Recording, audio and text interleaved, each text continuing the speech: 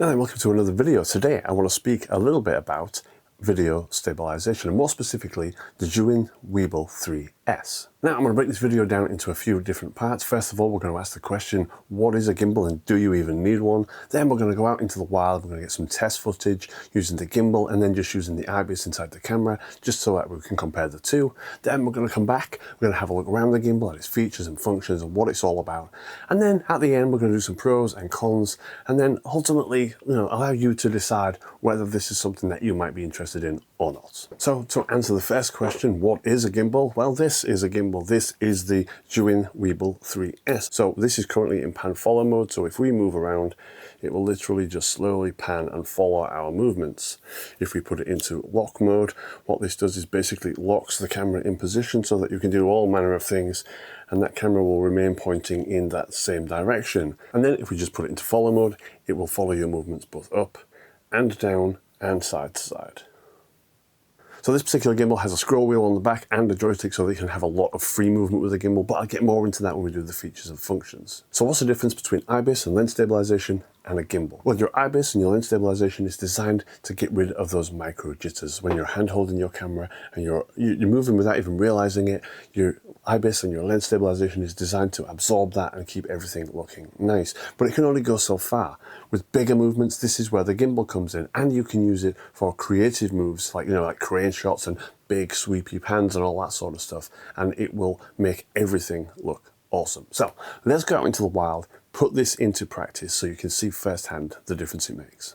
All right, so what I'm going to do is I'm just going to ask Richard to walk down that path. I'm going to do just a simple follow shot, and then I'm going to compare it to just hand holding the camera so that you can see what a difference a gimbal makes. Whenever you're ready, mate.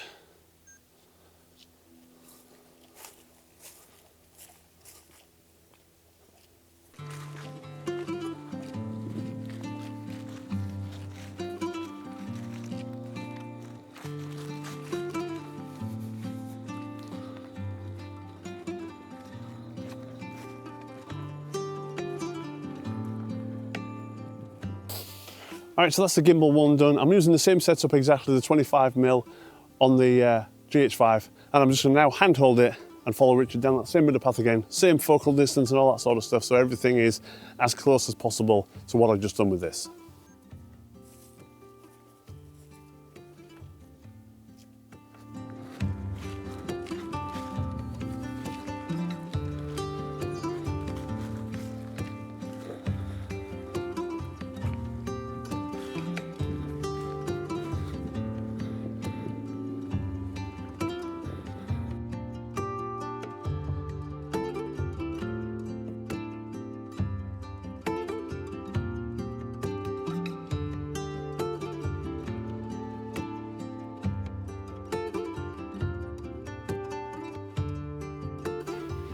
All right, I can already see that was way worse. That was way worse.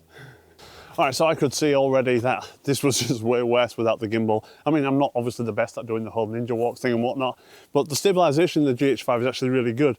It isn't a stabilized lens, but still you've got about 5 or 6 stops of stabilization inside the camera. So that just shows you what a difference a gimbal can make.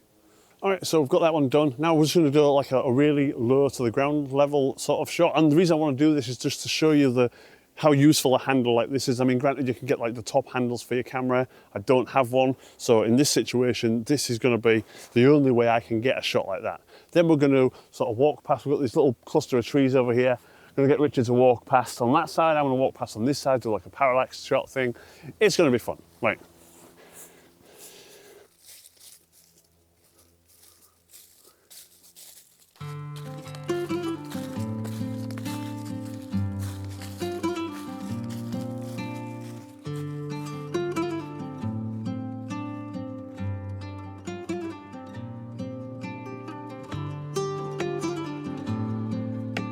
All right, I don't know if that looks any good or not. I'm no Spielberg, but that's kind of, how smooth it can be. Right, let's do this parallax shot.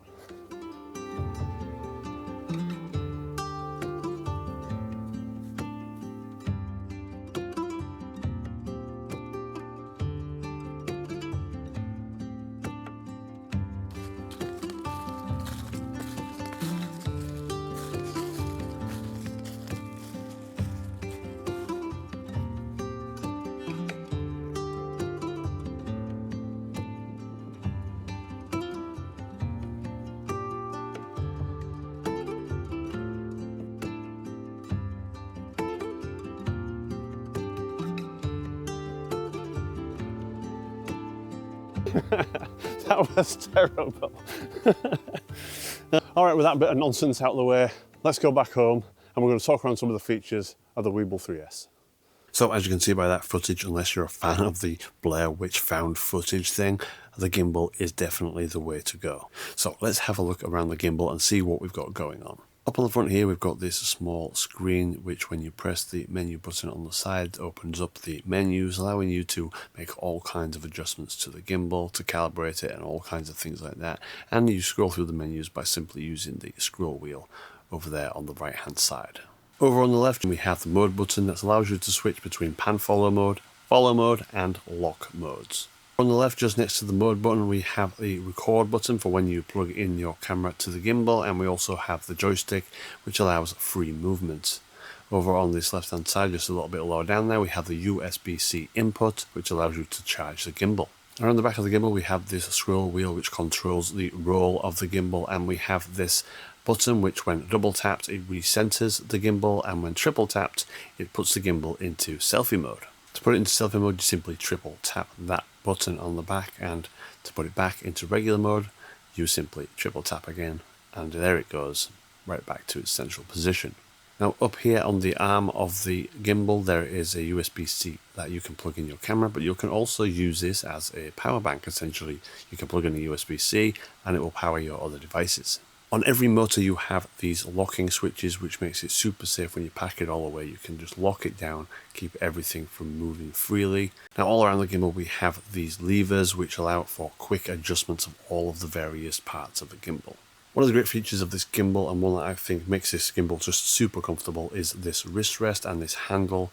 It just makes this gimbal feel a hell of a lot lighter than it actually is. The wrist support is adjustable by this little finger screw on the back there, and the handle again is adjustable by just releasing this collar a little bit and sliding the thing up and down to wherever suits what you need to do. As I already mentioned, this thing has a built-in light, and it's activated by just pressing and holding that right scroll wheel.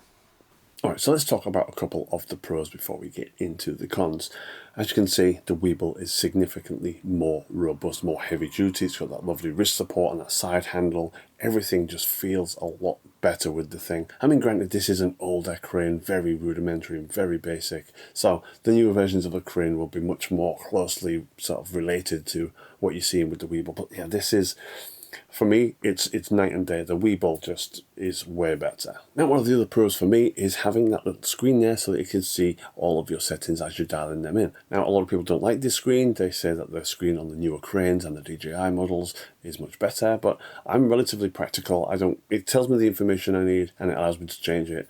That's good enough for me. Now, one final pro before we get into some cons is this wrist rest and side handle thing. I really like this, and despite the Weebil being significantly heavier than the Crane V2, it doesn't feel it because you've got that wrist support and that handle. Everything just feels a lot easier to handle. The movements feel more fluid. I really, really just like that. Okay, let's get into a couple of cons, and whether they're cons or not is, I think it's a personal thing. All right, so the first con, the bag that it comes in. I don't know what the idea was behind this, but I don't know, it just feels weird. See, this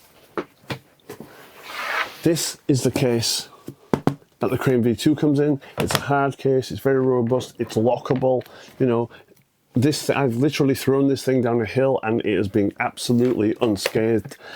Not to mention the fact that it's a flat surface, so if you're out and about and you need to do some little minor tweaks to keep your gimbal nicely balanced, you can do it with this.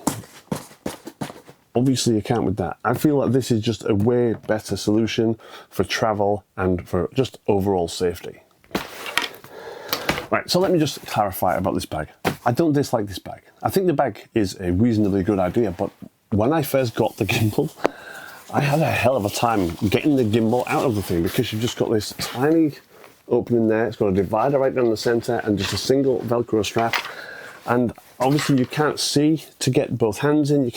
There's no side opening or any of that. It's just a really odd design. But then thinking about it, this could also be a pro if you're wanting to travel light, because this bottom section, which is filled with, at the moment, all of my cables that come with the thing and all that, this is just about big enough to get a camera body in there, a lens or a couple of filters, and then you could just have that as your one and done thing for maybe a little bit of B-roll or just some quick reshoots or something like that. You don't have to travel, you know, you don't have to carry a whole bunch of gear for this. But as I found while I was doing the outdoor bit, I had my regular backpack on with all my camera stuff, tripod on there and all the rest of it. And this was awkward as hell to carry because I had no shoulders left. I don't know. I think I prefer the hard case. The second con is this base plate. Why is it not Arca Swiss compatible? I don't get it. It's such a great design. Why would you not just be able to slide this off of the gimbal, go straight onto a tripod, and away you go? Now, I watched a video recently, and I can't remember who it is. I'll find it and I'll link it below. But they said that Small Rig make a plate that fits this and also is Arca Swiss compatible, which makes things much easier. It's much faster when you've got your tripod set up and you just want a gimbal shot off your tripod, on your gimbal, away you go. You finish your bit, you put it down, you put it back on the tripod and carry on. This means taking off the plate, and it's all hex screws, all Allen screws, so you have to undo the thing. Like it's just a lot, and I think it was, I don't know, it just feels like an oversight.